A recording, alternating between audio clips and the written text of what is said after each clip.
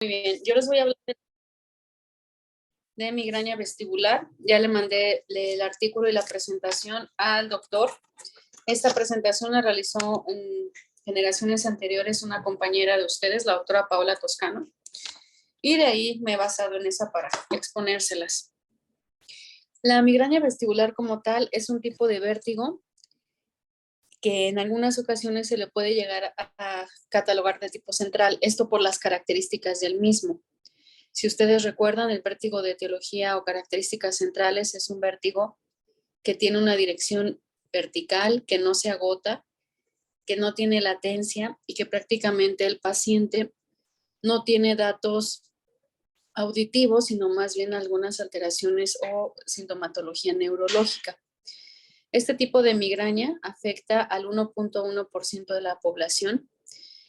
La Sociedad de Varani fue la primera en ponerlo como un diagnóstico. Anteriormente era un diagnóstico de descarte y no estaba totalmente concentrado como un diagnóstico de una enfermedad. Actualmente ya está catalogado como tal. La siguiente, por favor. Ok, les comentaba que en el 2012 es cuando se incluye por la Sociedad Internacional de Cefaleas a este diagnóstico por parte de la Sociedad de Varani, que es la encargada de legislar todo lo que es la cuestión vestibular o enfermedades otoneurológicas. Ya desde el 2001 estaban dentro de los criterios, pero en el 2012 como tal ya tiene la validación. Esto como un dato de la enfermedad. La siguiente, por favor. Ok, hablando específicamente de epidemiología, esta enfermedad afecta principalmente a las mujeres a una relación 5:1. En todas las migrañas o alteraciones vestibulares, es decir, alteraciones del equilibrio, corresponde a un 15 o a un 7%.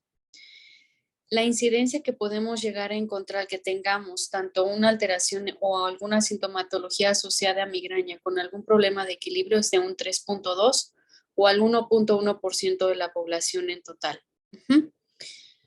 Entonces, extrapolándolo a la población en general, menciona la epidemiología que el 1% de la población pudiese estar cursando con este tipo de enfermedad.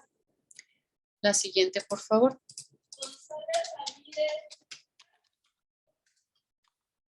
Ok, la fisiopatología no está como del todo reportado. Actualmente hay varias hipótesis, pero no se conoce exactamente del todo qué es lo que sucede para que despierte este tipo de enfermedad en los pacientes cuando ya se realiza un diagnóstico de descarte. El paciente principalmente empieza con sintomatología vestibular, es decir, problemas o situaciones o alteraciones del equilibrio. Pueden tener algunos trastornos en la integración multifactorial. Estas a su vez van a haber alteraciones en el área cortical principalmente. Esto se ha visto a través de tomografía por positrones. Cuando los pacientes tienen las crisis tanto de migraña junto con alteraciones vestibulares, se activan ciertas áreas corticales. El área principal del equilibrio, como les comentaba en alguna presentación anterior, que es en el área temporoparieto insular de forma bilateral. Y al mismo tiempo se inhiben ciertas áreas occipitales. Por lo tanto, se cree que fisiopatológicamente hablando, que hay áreas que inhiben y otras que activan a la vía vestíbulo-tálamo, a la corteza vestibular, por lo cual, al tener este tipo de migraña, pudiéramos tener alteraciones vestibulares. La siguiente, por favor. Las manifestaciones clínicas, principalmente quiero que ustedes se queden.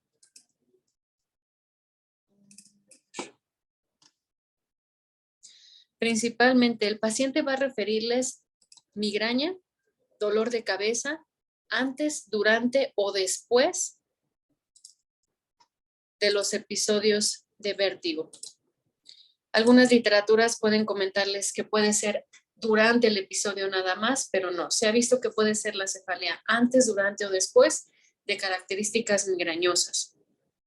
Y a su vez, el paciente, para diferenciarlo de un tipo o un aura que en algunos tipos de migraña con aura el paciente inicia con vértigo, es que el paciente principalmente su alteración son síntomas vestibulares, es decir, mareo, vértigo, inestabilidad durante, después o antes de las crisis de cefalea. Es común en mujeres en una edad aproximadamente entre los 30 a 50 años de edad. Pudieran presentar algún tipo de nistagmos durante las crisis, principalmente de etiología central, es decir, vertical, pero también pudiéramos tenerlo posicional u horizontal. La siguiente, por favor.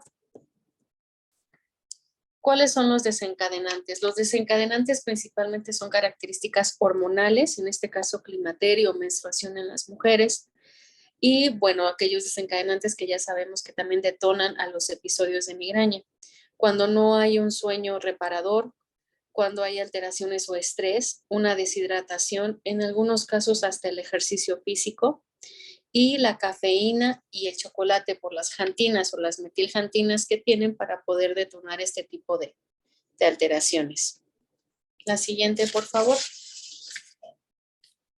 Las pruebas para cuando valoramos a un paciente con una migraña vestibular, siempre hay que realizar una valoración integral, una historia clínica, las pruebas de gabinete, una audiometría tonal para descartar algún problema auditivo, problemas de agudeza visual, el test de la mirada, que es el que les había mencionado, el reflejo vestíbulo ocular, pero aquí se realiza sobre todo una valoración otoneurológica clínica.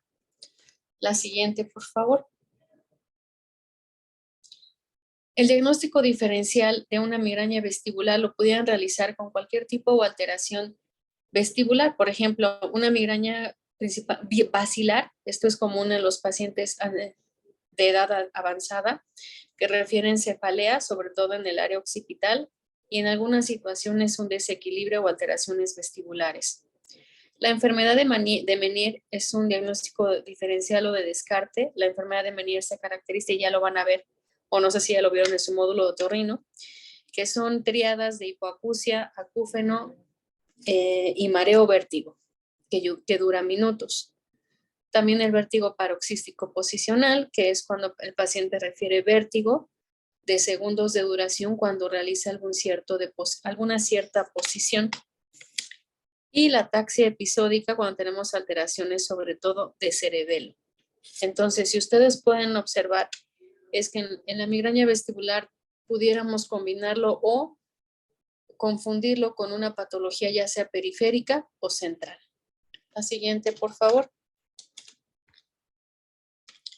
Los criterios que normó a partir del 2012 la Sociedad de Varani son muy parecidos a los que nos mostraron sus compañeros para una migraña.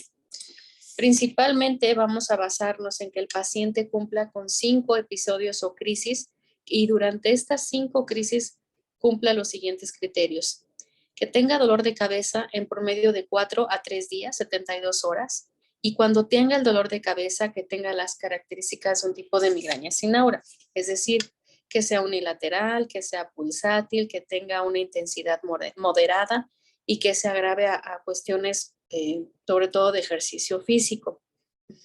Puede llegar a tener fotofobia o náusea. A diferencia, o más bien de una migraña basilar, el paciente también va a cumplir los siguientes criterios, pero aquí principalmente va a haber alteraciones ya a nivel de oído. Puede ser hipoacusia, acúfeno, tinnitus, alteraciones del equilibrio ya que comprometa o no la cuestión cerebelosa como una ataxia, o también pudiera haber alteraciones en la articulación del habla como una disartria. La siguiente, por favor. El tratamiento aquí está muy en boga. A mí lo que me ha funcionado con los pacientes que tienen migraña vestibular es cuando tienen las crisis de migraña es darle un medicamento antimigrañoso. Generalmente responden muy bien a ergotamina o cafeína, junto con uno de estos medicamentos. A mí el medicamento que me ha resultado muy bueno es generalmente el propanolol y la flunaricina. Esto se da en una dosis de 1 a 2 al día durante 3 meses. Se valora cómo se han comportado las crisis. Generalmente llegan a remitir combinado esto con ejercicios de rehabilitación vestibular. La siguiente, por favor. Y ya, creo que eso es todo.